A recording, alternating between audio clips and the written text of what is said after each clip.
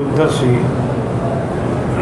في قصة سيدنا يوسف عليه السلام وما فيها من العبر والحكم، سورة يوسف، تفسير ابن كثير.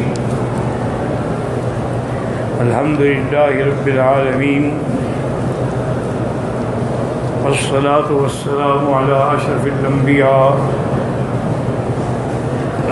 سيد المرسلين سيدنا محمد وعلى آله وأصحابه أجمعين. اللهم صل على سيدنا محمد وعلى آل سيدنا محمد كما صليت على إبراهيم وعلى آل إبراهيم في العالمين إنك حميد مجيد. أعوذ بالله من الشيطان الرجيم، بسم الله الرحمن الرحيم. ألف لام را، تلك آيات الكتاب المبين. إنا أنزلناه قرآنا عربيا لعلكم تعقلون. نحن نقص عليك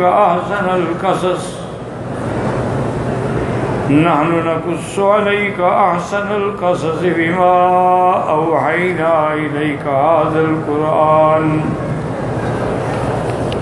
وإن كنت من قبله لمن الغافلين. سورۃ یوسف علیہ السلام کا سابقہ سورت مبارک سورت ہود کے ساتھ جو ربط ہے، اس کو کہتے ہیں ربط ما بین السورتین. اور پھر اس کے کئی اقسام ہیں ربط کے. ربط اول سورت ما آخر السورت، ربط آخر السورت الذی ما بعدہ. تو سورت ہود کے اندر بھی اللہ نے انبیاء علیہم السلام کے قصے بیان فرمائے، اور اس سورت مبارک میں بھی اللہ نے یوسف علیہ السلام کا قصہ بیان فرمایا. تو ربط واضح ہے.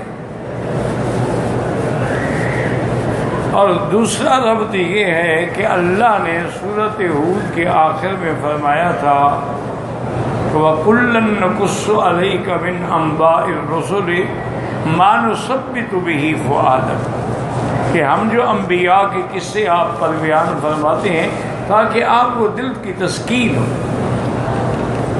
کہ بھئی یہ صرف میرے ساتھ نہیں ہو رہا، پہلے بھی پیغمبروں کے ساتھ یہ ہوتا رہا. تو قاعدہ یہ ہوتا ہے کہ المصیبت اذا عمت خفت. کیا معنی کہ جب مصیبت عام ہو جائے تو تخفیف ہو جاتی ہے. اب دیکھیں نا، ایک آدمی کا بچہ بیمار ہو پریشان ہو، لیکن اگر سارے گھروں میں بچے بیمار ہو، یار موسم ہے، وائرس ہے، پریشان ہونے کی کوئی ضرورت نہیں. تو جب سب انبیاء علیہم الصلاۃ والتسلیم کے ساتھ یہ ہوا ہے کہ ان کی تکذیب بھی ہوئی، ان سے استہزاء بھی ہوا، انہیں جادوگر بھی کہا گیا، انہیں جھوٹا بھی کہا گیا، انہیں قتل بھی کیا گیا، لیکن انبیاء نے صبر کیا. تو حضور آپ بھی صبر کریں. لیکن دونوں میں فرق دیکھیں. باقی انبیاء کے جو قصے ہیں نا، یا قوموں کے قصے ہیں، وہ اللہ نے مختلف صورتوں میں بیان کیے ہیں. ایک ٹکڑا کسی جگہ بیان فرمایا ہے، پھر کسی جگہ بیان فرمایا، پھر کسی جگہ بیان فرمایا. اب دیکھیں نا، موسیٰ علیہ السلام کا قصہ کتنی صورتوں میں ہے، عیسیٰ علیہ السلام کا قصہ جو ہے کتنی صورتوں میں ہے، ابراہیم علیہ السلام کا قصہ جو ہے وہ کتنے صورتوں میں ہے. لیکن یہ واحد قصہ ہے جو کسی دوسری صورت میں اللہ نے مقرر بیان نہیں کیا، صرف اسی صورت میں ہے۔ اور یہ بھی اس کے ساتھ یاد رکھیں کہ وجہ کیا ہے اس کی۔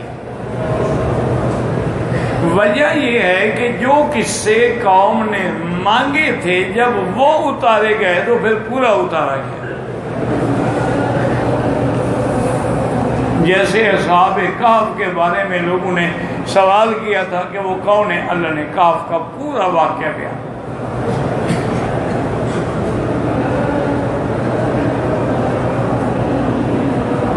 اسی طرح سے جب سوال کیا گیا تھا بادشاہ کے بارے میں جو مطلع الشمس اور مغرب الشمس، تو اللہ نے ذوالقرنین کا پورا واقعہ بیان کر دیا، ایک ہی جگہ بیان کیا۔ تو یوسف علیہ السلام کے بارے میں بھی لوگوں نے سوال کیا تھا کہ حضرت بتائیں یوسف علیہ السلام کا کیا واقعہ ہے۔ تو جو قصہ سوال کے بعد آیا ہے وہ مکمل آیا۔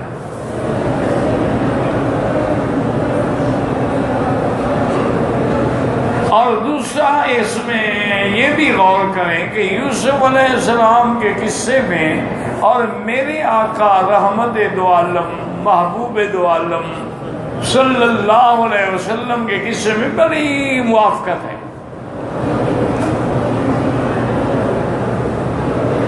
یوسف علیہ السلام کو بھی ستانے والے بھائی تھے اور میرے مدنی کو بھی ستانے والے بھائی تھے، قریشی تھے نا، رشتے دار تھے۔ اور جس طرح سرکار دو حضرت یوسف علیہ السلام کو گھر سے نکالا گیا، میرے محبوب کو بھی تو مکے سے نکالا گیا۔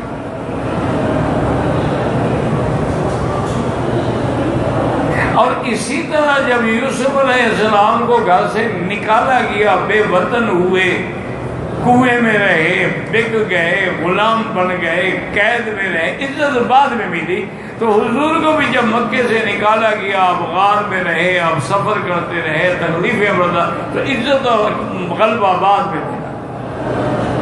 بالکل قصہ ملتا جلتا ہے۔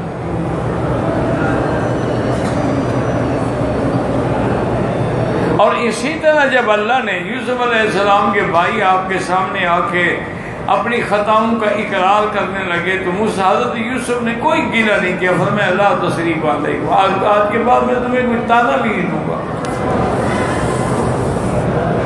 میں نے معاف کیا۔ یغفر اللہ لکم، یغفر اللہ لکم وہو ارحم الراحمین۔ حضور پاک نے بھی مکے کی فتح کے بعد جب کافر قید ہو کے سامنے آئے،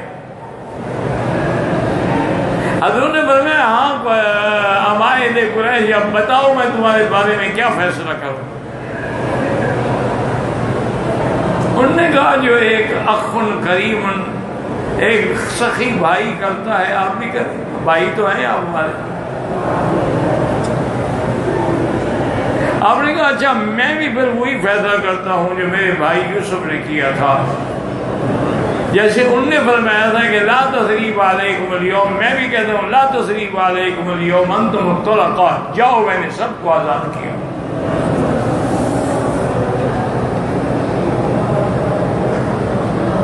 یعنی ایک ایک واقعہ جب پڑھیں گے نا، غور کرتے جائیں گے تو بالکل مشابہت ملے گی۔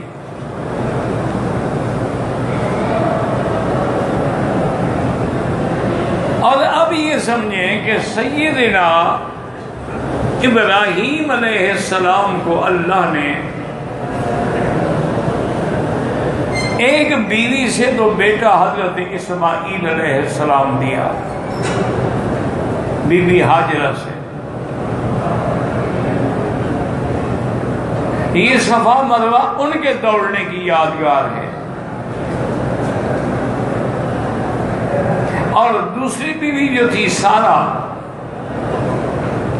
اس سے اللہ تبارک و تعالی نے حضرت ابراہیم کو بیٹے کی خوشخبری دی، بشرناہ باسحاق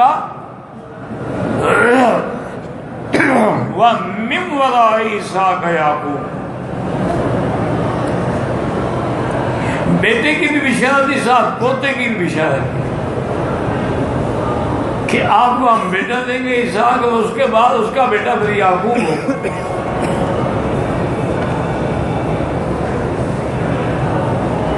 اس لیے یہودیوں نے اور ان کے ہم نواؤں نے جو زور لگایا ہے نا، وہ ذبیح حضرت اسماعیل کو نہیں مانتے، وہ کہتے ہیں اسحاق ذبیح ہے، تاکہ یہ شان جو ہے اسماعیل کو نہ ملے۔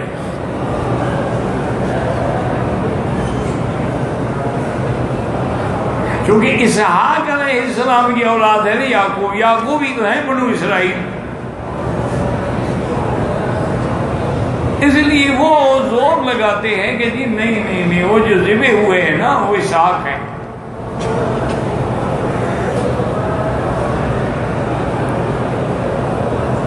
حالانکہ یاد رکھو یہ بات بالکل غلط ہے۔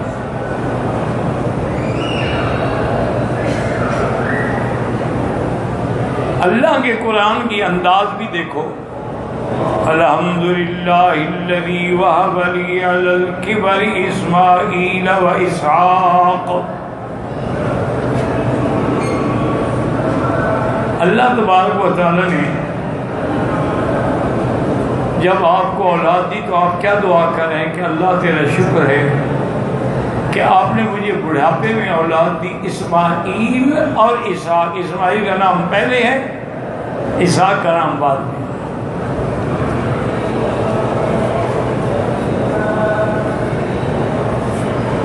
اور اسی طرح دوسری آیت پہ نظر ڈالنے وَإِذْ يَرْفَعُ إِبْرَاهِيمُ الْقَوَاعِدَ مِنَ الْبَيْتِ وَإِسْمَاعِيلُ۔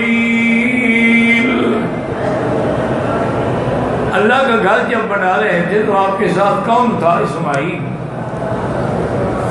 تو یہ قربانی والا واقعہ بھی تو بنا میں ہوا ہے، وہاں اسحاق تو تھے نہیں۔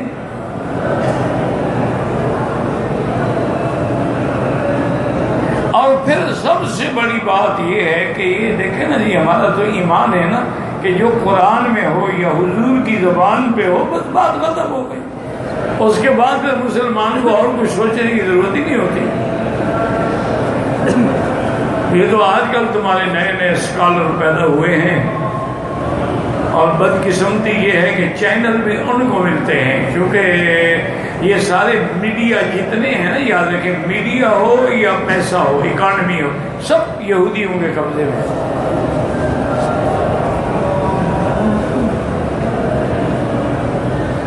اس لیے وہ جب چاہتے ہیں ڈالر بڑھ جاتا ہے، جب چاہتے ہیں گر جاتا ہے، جب چاہتے ہیں سونا مہنگا ہو جاتا ہے، جب چاہتے ہیں سستا ہو جاتا ہے، جب چاہتے ہیں ڈائمنڈ کی مارکیٹ اوپر چلی جاتی ہے، جب چاہتے ہیں نیچے آ جاتی ہے۔ یہ ان کے ہاتھ میں ہے۔ اسی طرح میڈیا جتنا ہے، الیکٹرانک میڈیا ہے یا پرنٹ میڈیا، سب ان کے ہاتھ میں۔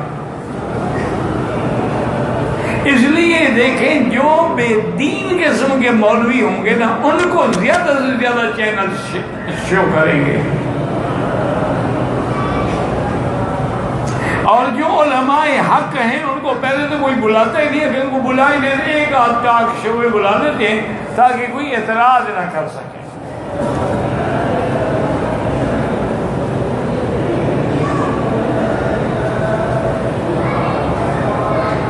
اور جو لوگ آج کل دین میں مثلا نئے نئے مسئلے پیدا کریں، ان کو وہ خود اٹھاتے ہیں۔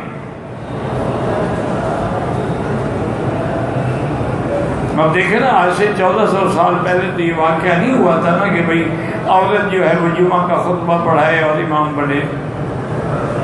انہوں نے ٹھیک ٹھاک اٹھایا ہے اس کو، کہا دیکھو جی ٹھیک ہے، مساوات اسی کا نام ہے، عورت مرد برابر ہے۔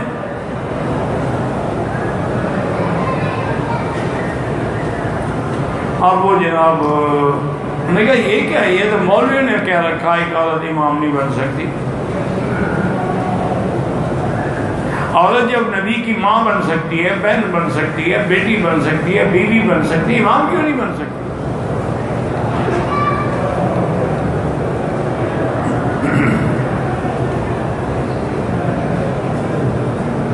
تو اس لیے ہمیشہ یاد رکھیں کہ زیادہ سے زیادہ چینل پہ وہی لوگ آئیں گے جو بے دین ہوں گے. اب مثلا قادیانی ہے، دیکھ لو ان کے بھائی 4 چینل، ایک نہیں 4. اچھا، اور اتنی اپ ٹو ڈیٹ ہیں وہ کہ حالات فضا کے کچھ بھی ہو جائیں وہ چلتے رہیں گے. ان کا اتنا یعنی سسٹم جدید ہے.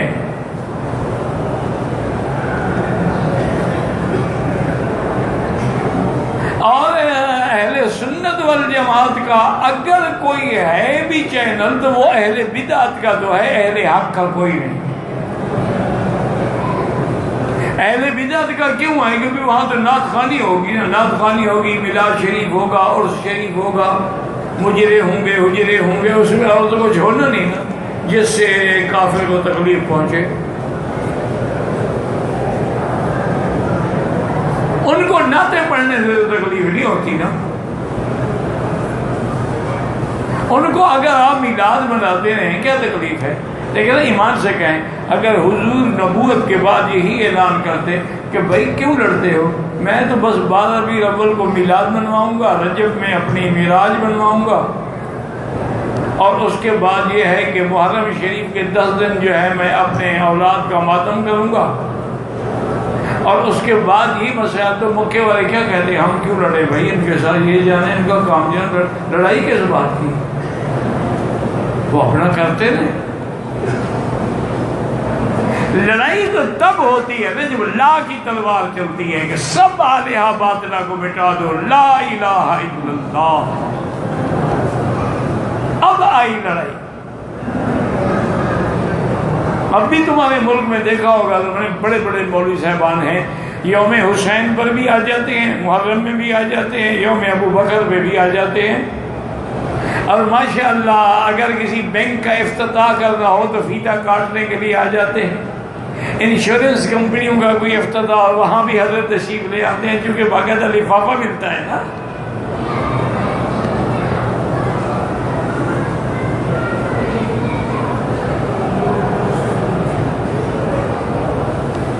تو اس لیے ہمیشہ یار ان نے بڑا زور لگایا ہے کہ بھی نبی جو ہے وہ اسحاق ہے، لیکن اللہ کے قرآن کی میں نے آیات سنا دی نے، اور حضور نے بھی فرمایا کہ انا ابن الذبیحین. آپ نے فرمایا کہ میں 2 ذبیحوں کا بیٹا ہوں. صحابہ نے پوچھا کہ یا رسول اللہ کیسے 2 ذبیح؟ فرمایا میرا ابا اسماعیل بھی ذبیح اور میرا ابا عبداللہ بھی ذبیح. عبداللہ کیوں ذبیح ہے کہ وہ یہ زمزم جو ہے نا قدرتی بات یہ گم ہو گیا تھا. گم ہونے کا مطلب کیا ہے کہ بھی اس کے چشمے آ رہے ہیں نا، ایک اس کا چشمہ آتا ہے کعبہ شریف کے نیچے سے، اور ایک چشمہ آتا ہے جبل ابی قبیس کی طرف سے، اور یہ دونوں اسی جگہ ظاہر ہوتے ہیں. اچھا سیلاب جو آیا نا جی تو سارا علاقے کے اس نے نظام الٹ کر دیا، پتھر اکھاڑ دیے، رستے اکھاڑ دیے، اب پتہ ہی نہ لگے زمزم کدھر گیا. جب سیلاب آتے ہیں نا جی اپنے، اور خاص طور پہ پہاڑی علاقوں کے سیلاب،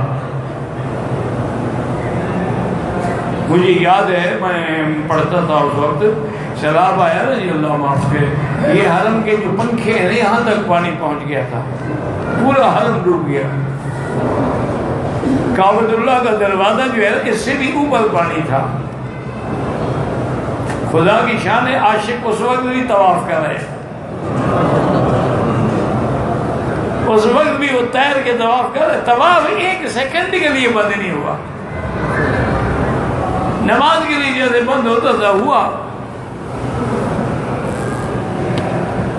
اور جن کو عشق ہوتا ہے وہ بارشوں سے ڈرتے ہیں. بنا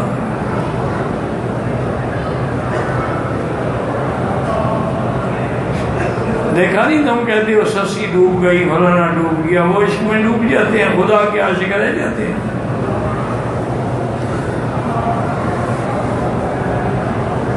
ایسے قصے بناتی ہیں جی، کچا گھڑا رکھ دیا اور کچے گھڑے میں ڈوب گئی، اندھی تھی وہ، کچے گھڑے اور پکے گھڑے میں کوئی تمیز نہیں کر سکتی تھی، جھوٹ تھا، دکھانا تھا، کوئی واقعہ نہیں ہے، یہ بنائے گئے ہیں قصے۔ قصے تو وہ ہیں جو قرآن سناتا ہے۔ اب جناب زمزم غائب ہو گیا تو حضرت آقا کے دادا عبد المطلب اس وقت مکے کے سردار تھے، حکومت آتی تھی نا، تو عبد المطلب طواف کرتے، روتے، اللہ سے منتیں مانتے کہ یا اللہ اگر زمزم مل جائے نا تو میں اس خوشی میں اپنا بیٹا ذبح کروں گا۔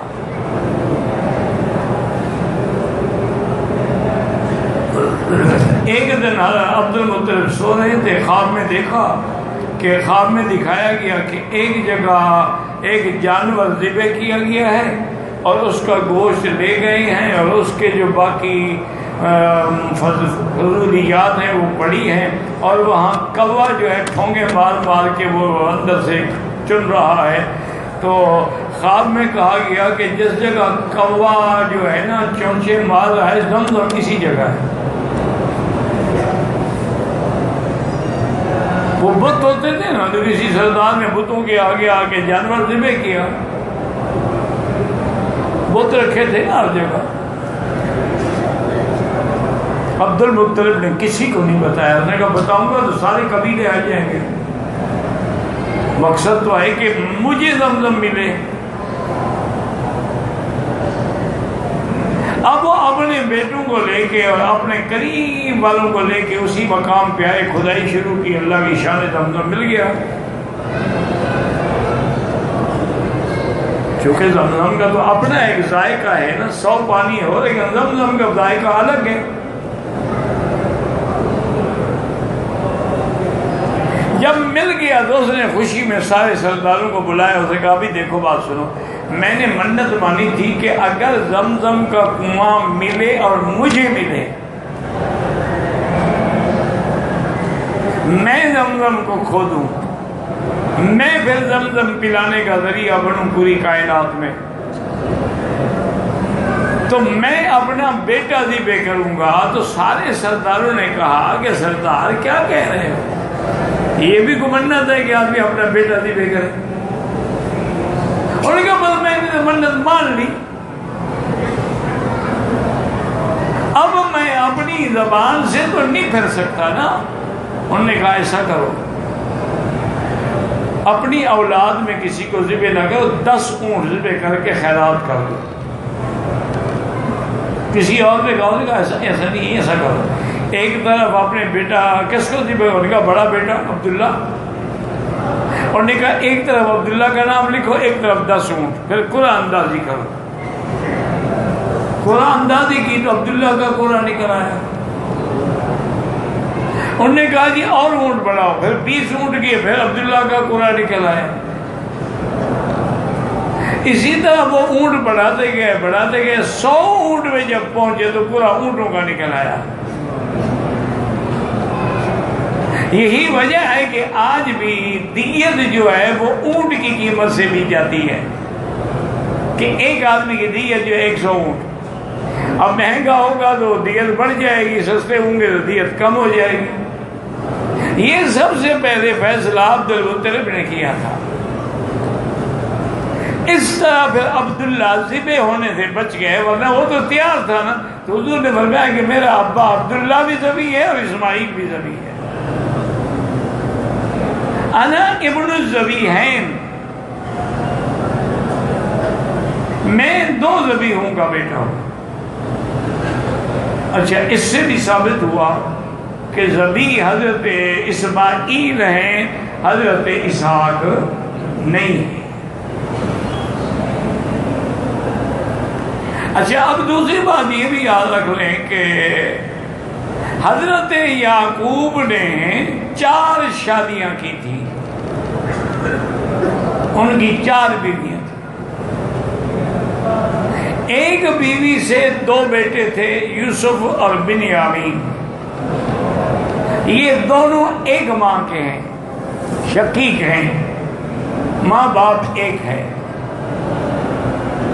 اور باقی جتنے بیٹے تھے وہ باقی 3 سے تھے۔ اس طرح تو آپ کے 11 بیٹے تھے نا، لیکن حضرت یوسف کی والدہ سے صرف یوسف تھے اور بنیامین تھے۔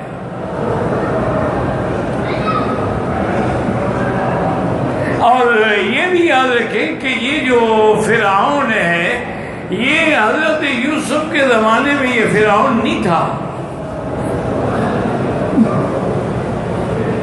موسیٰ علیہ السلام کے زمانے میں جو فرعون تھا یہ یوسف علیہ السلام کے زمانے میں نہیں تھا۔ اس وقت جو بادشاہ تھا اس کا نام ابو قیس تھا، اور اس وقت جو ہے مصر پہ امالیکہ کی حکومت تھی۔ امالیکہ بھی اسی طرح غلام تھے۔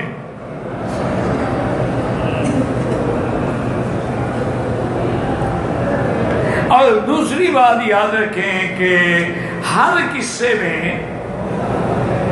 ایک ہوتا ہے امود۔ امود کا کیا معنی ہے؟ یعنی جو بالکل اصل ہے، بنیاد ہے قصے کی۔ جیسے خیمہ لگاتے ہیں نا، درمیان میں کیا ہوتا ہے؟ امود ہوتا ہے۔ اگر وہ گر جائے، خیمہ گر گیا۔ تو اس لیے ہر صورت میں ایک امود ہوتا ہے۔ یوسف علیہ السلام کی صورت میں امود جو ہے وہ قمیص ہے، کہ بچپن میں بھی قمیص، بھائی لے گئے تو پھر قمیص، امراۃ العزیز نے ہاتھ ڈالا تو پھر قمیص، والد کے لیے بھیجا تو قمیص، ہر جگہ قمیص آپ دیکھیں۔ جیسے موسیٰ علیہ السلام کے قصے میں امود کیا ہے؟ عصا۔